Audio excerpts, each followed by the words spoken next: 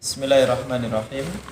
Assalamualaikum warahmatullahi wabarakatuh. Waalaikumsalam warahmatullahi wabarakatuh. Innal hamdalillah nahmaduhu wa nasta'inuhu wa nastahdihi wa natubu ilaih wa na'udzu billahi min syururi anfusina wa sayyiati a'malina. May yahdihillahu fala mudhillalah wa may yudlil fala hadiyalah.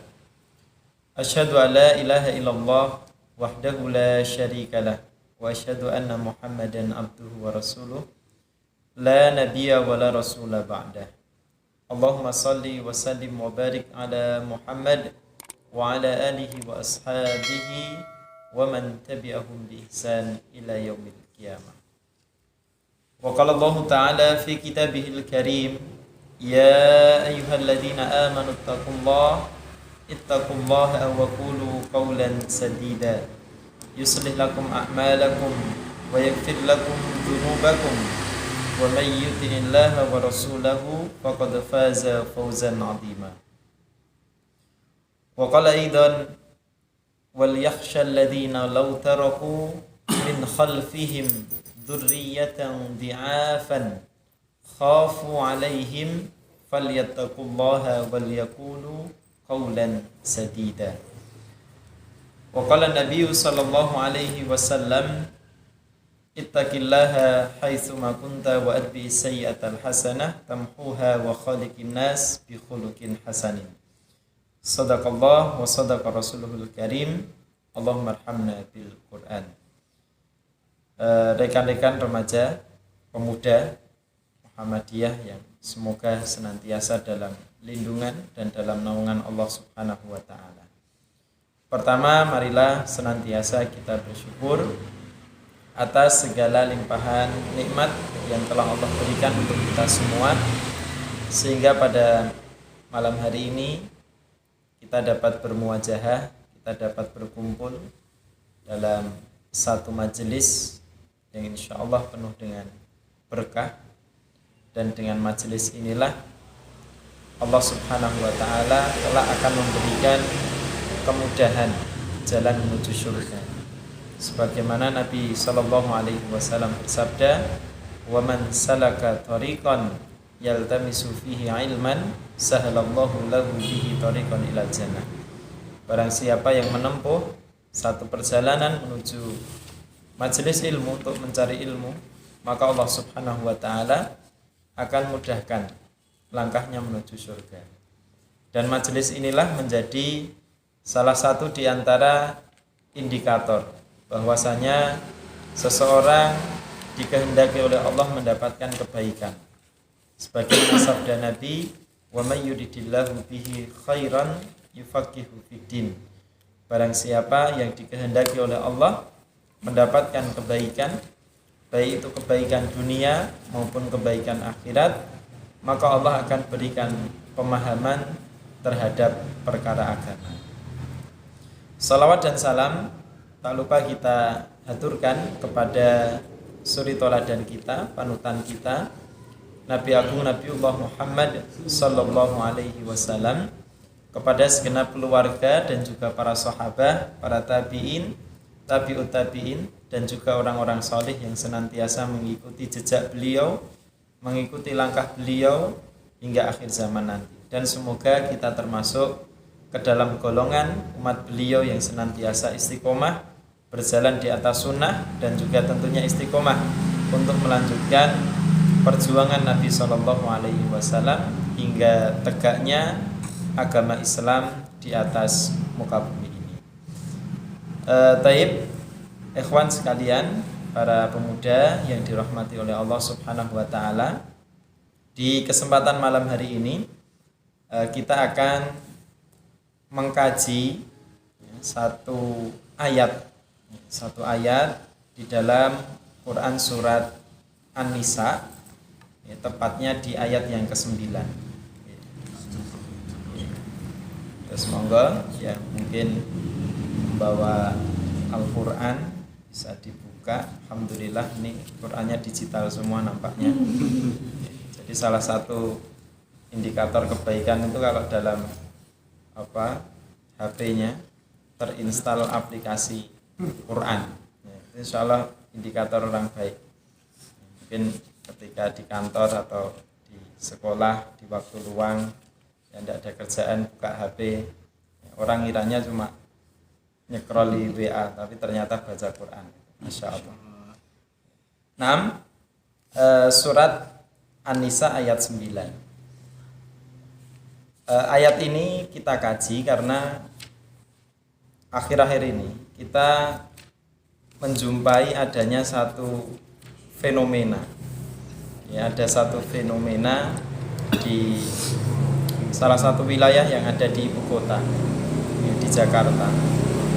Itu ada ya fenomena Citayam.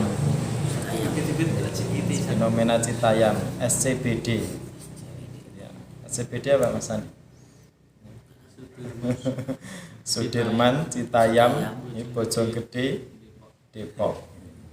Nah, jadi ya terlepas ada sisi positif dan negatif itu. Ya, kalau mungkin bahasanya Ustadz Effendi yaitu bagian dari kreativitas remaja untuk mencari jati dirinya. Atau bahkan ada juga yang berkomentar seorang menteri, ya ini adalah merupakan kegiatan positif ya, karena dapat membantu untuk menumbuhkan usaha mikro kecil menengah. Jadi dilihat dari aspek ekonomi ya, itu sangat menguntungkan ya. Namun di satu sisi ternyata ini adalah bagian dari degradasi moral remaja. Jadi cara orang-orang barat itu, cara mereka memiliki cara untuk menghancurkan generasi-generasi kita, generasi-generasi muda muslim, ya diantaranya dengan 3F itu, food, fun, fashion. Bagaimana mereka cowok, cewek, laki-laki, perempuan, ya, bahkan yang cowok berdandan lagaknya seperti perempuan, yang perempuan pun sebaliknya ya berdandan lagaknya seperti cowok. Mereka habiskan malam-malam ya, malam-malam itu di tempat ya, fashion ya, bahkan tidak jarang juga tidak sedikit pula di antara mereka yang tidur di emperan di pinggiran jalan ya, cewek cowok, masya Allah. Nah, kadang kita bertanya di mana ya, orang tua mereka, apakah tidak memberikan perhatian ya, terhadap mereka. Nah, maka ini satu fenomena yang harus kita waspadai ya, harus kita waspadai. Nah, oleh karena itu Allah Subhanahu wa ta'ala memberikan sebuah pesan untuk kita semua orang-orang yang beriman di dalam Quran surat An-Nisa ayat 9 tadi. Sebelum kita kaji, mari kita baca terlebih dahulu. Saya baca, nanti bisa panjenengan ikuti sama-sama. A'udzu billahi minasyaitonir rajim. A'udzu billahi minasyaitonir rajim. Wal yakhshal ladzina law taraku وليخشى الذين لو تركوا min khalfihim dzurriyyatan dhi'afa من خلفهم ذرية ضعافا khafu alaihim falyattaqullaha wal yaqulu qawlan sadida.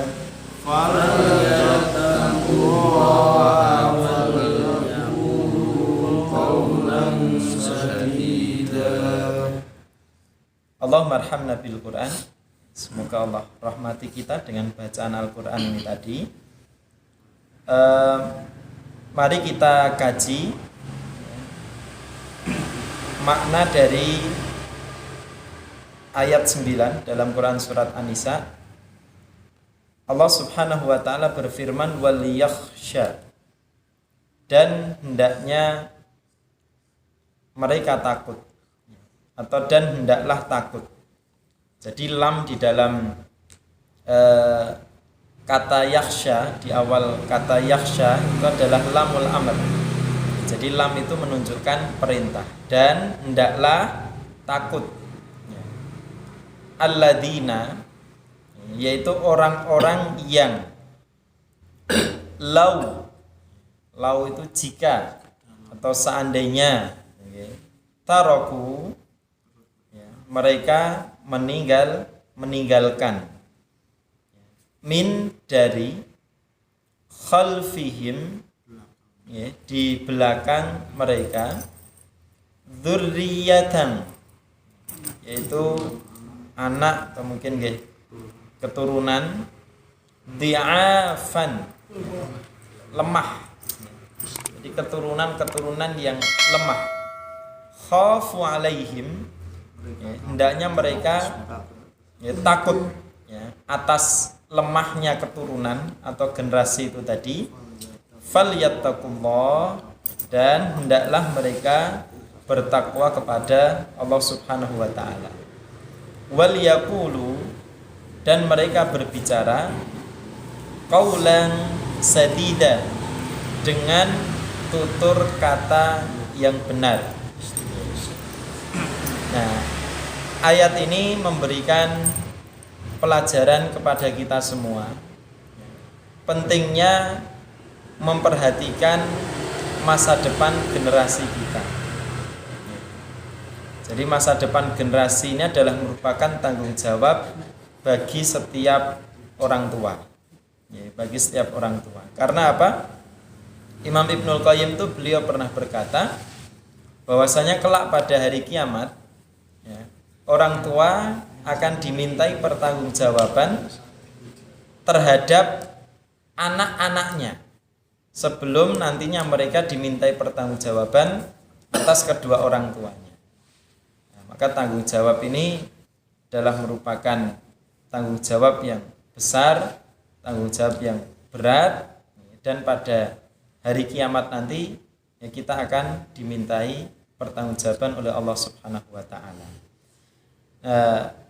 Ikhwan yang dimuliakan oleh Allah, setidaknya kata dzurriyah di'afan, jadi generasi atau keturunan yang lemah ini, jangan sampai kita meninggalkan keturunan yang lemah ini, lemah dari 4 aspek setidaknya.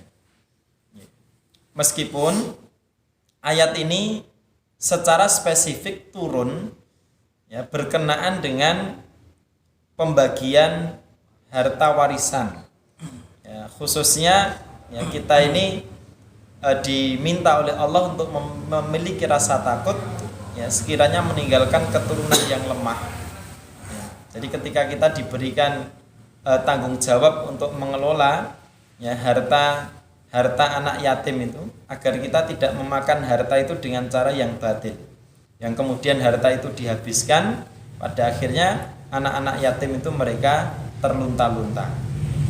Nah, namun secara umum dzurriyah di'afan ini, pertama, jangan sampai kita meninggalkan generasi yang lemah dari sisi akidah, lemah dari sisi keimanan, lemah dari segi tauhid.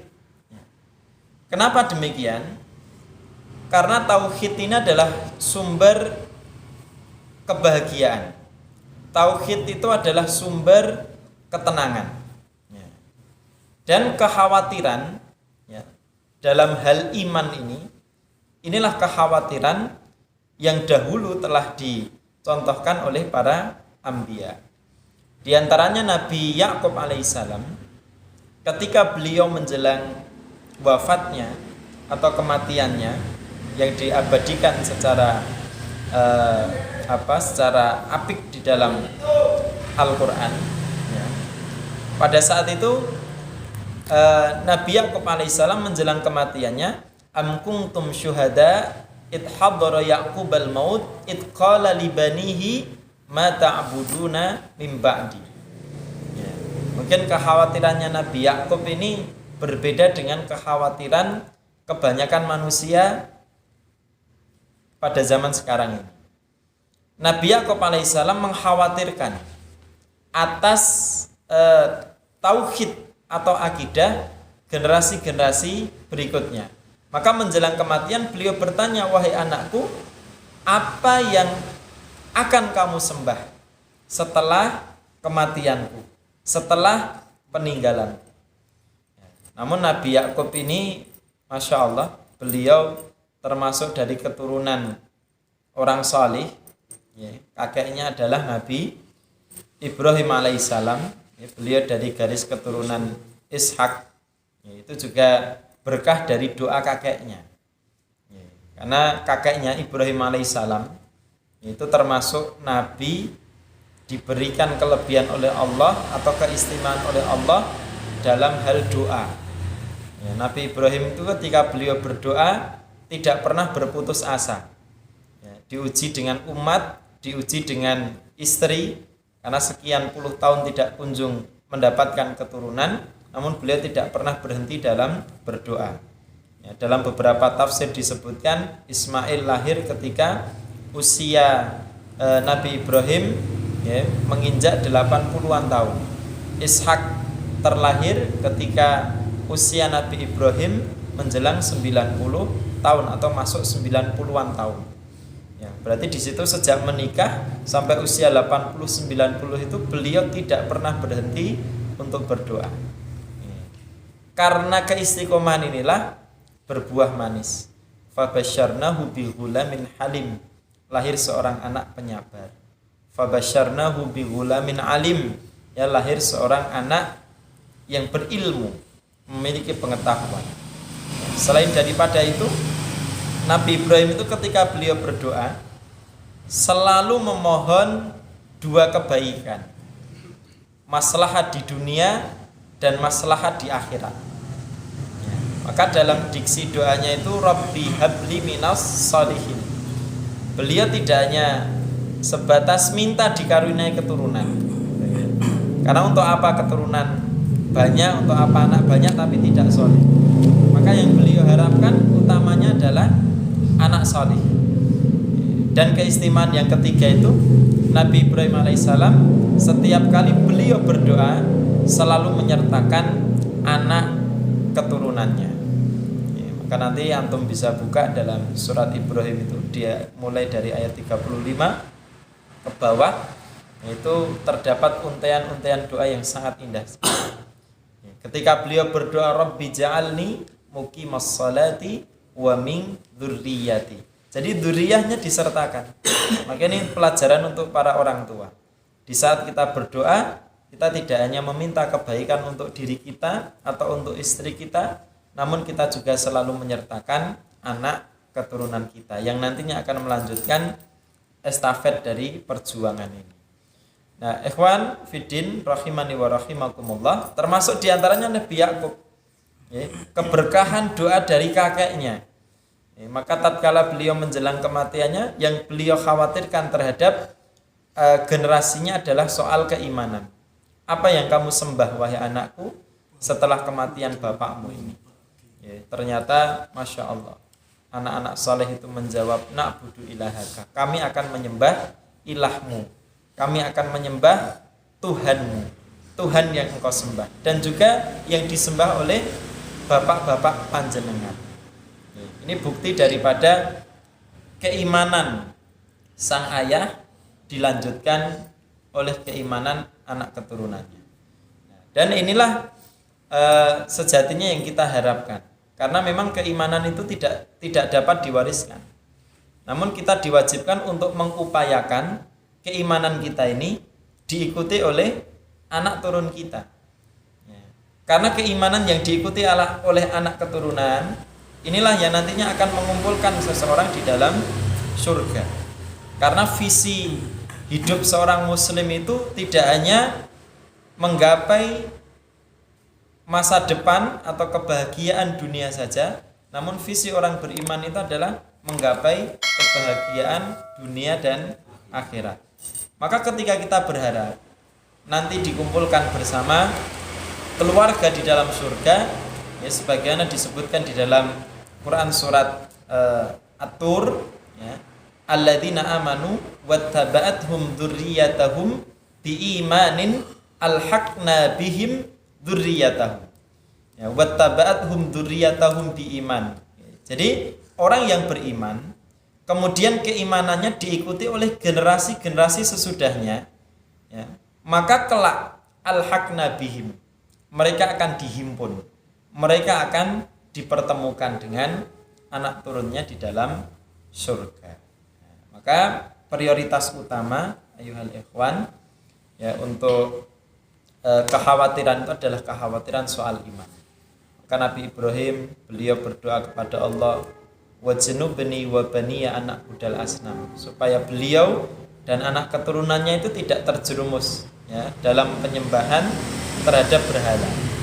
Termasuk Luqman Al-Hakim, ya, ketika beliau memberikan mauidhah kepada putranya yang pertama kali diwasiatkan, ya bunayya la tusyrik billah, hei anakku, janganlah engkau menyekutukan Allah.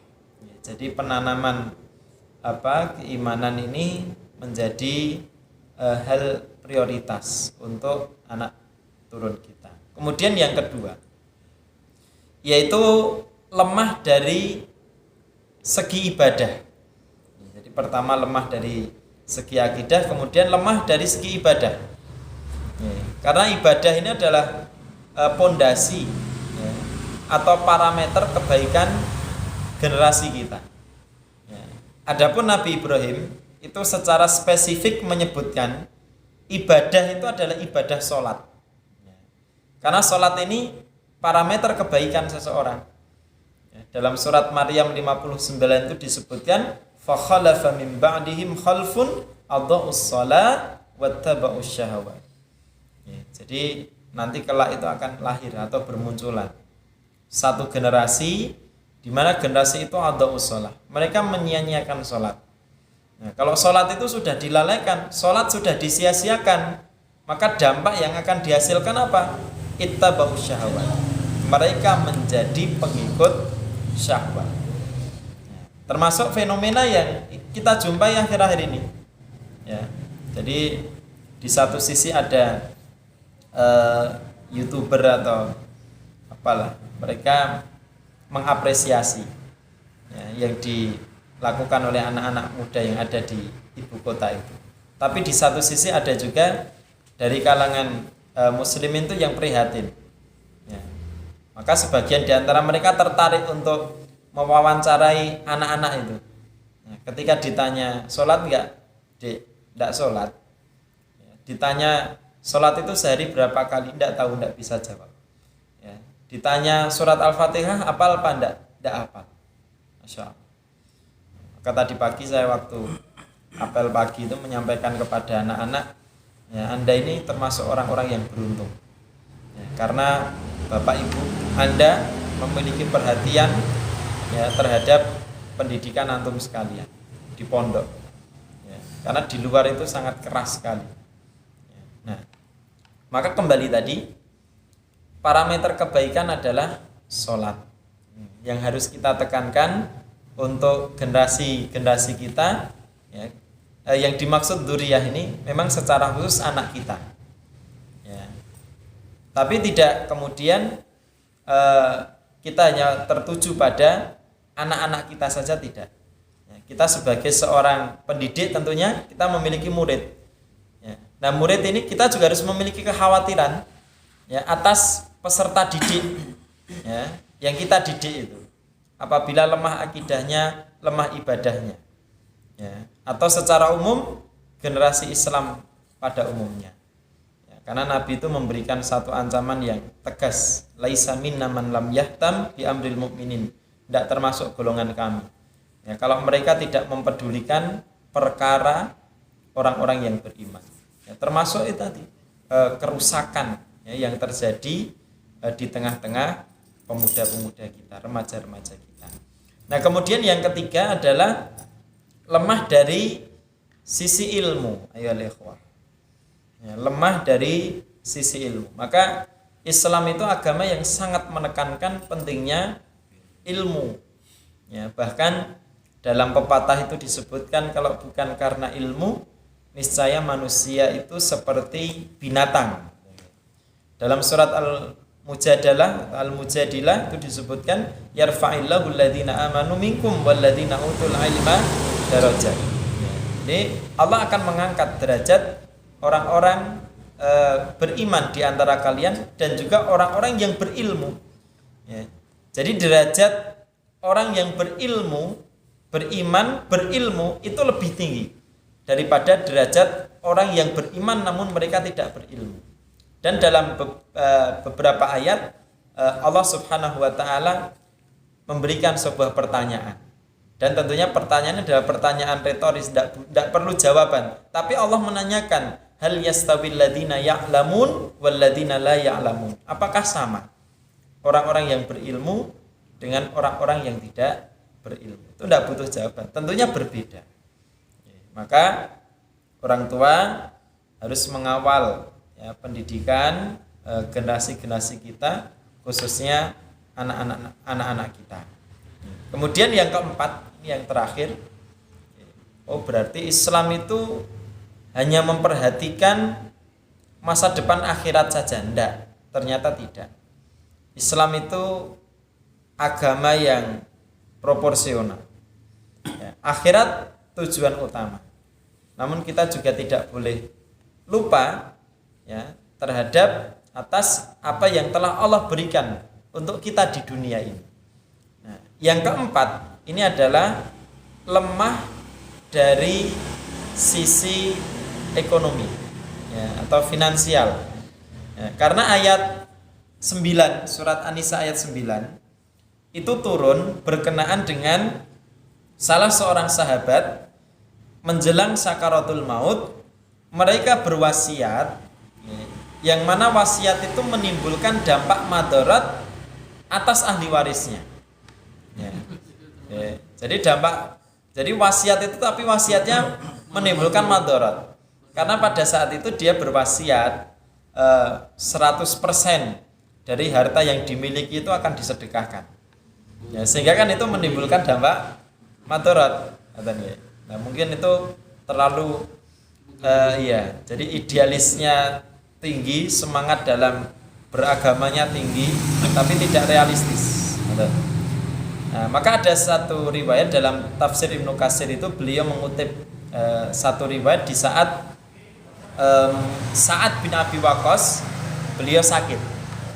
Nah, Sa'ad bin Abi Waqqas ini sakit, kemudian dijenguk oleh Nabi SAW. Nah, pada saat ditengok oleh Nabi, Sa'ad bertanya kepada Rasulullah, wahai Rasulullah, innani dimalin, saya ini punya banyak harta, walam yarithuni illa ibnatan, tapi tidak ada yang mewarisi harta saya ini kecuali hanya seorang anak perempuan. Jadi ini Sa'ad bin Abi Waqqas. Beliau ini punya harta banyak, tapi tidak punya ahli waris kecuali hanya seorang perempuan saja. Maka pada saat itu Sa'ad ini bertanya kepada Nabi, wahai Nabi, seandainya atasaddaqu bithulutsai, ya, dengan 2/3 dari harta saya ini boleh atau tidak? 2/3 itu sedikit atau banyak? Namanya banyak sekali. Nah, maka Nabi mengatakan lah, jangan, ya, tidak boleh. Nah, akhirnya Sa'ad kemudian bertanya kembali kepada Rasul, seandainya saya sedekahkan binisfi, 50%-nya, separuhnya dari harta yang saya miliki, boleh atau tidak wahai Nabi? Jadi umpama saat ini punya sawah 15 patok, 7,5 patok itu mau disedekahkan. Dan yang kedua ini oleh Nabi dikatakan lah, jangan. Kemudian yang ketiga, saat bertanya, wahai Rasulullah, seandainya saya sedekahkan bithuluthin, ya, dengan sepertiga, ya, karena tadi 2/3 tidak boleh, setengah tidak boleh, ya, akhirnya sepertiga, ya, setelon. Nah, kemudian Nabi SAW beliau berkata, ya, thulus, at-thuluthu katsir, ya, boleh dengan sepertiga karena sepertiga itu sudah banyak, kata Nabi.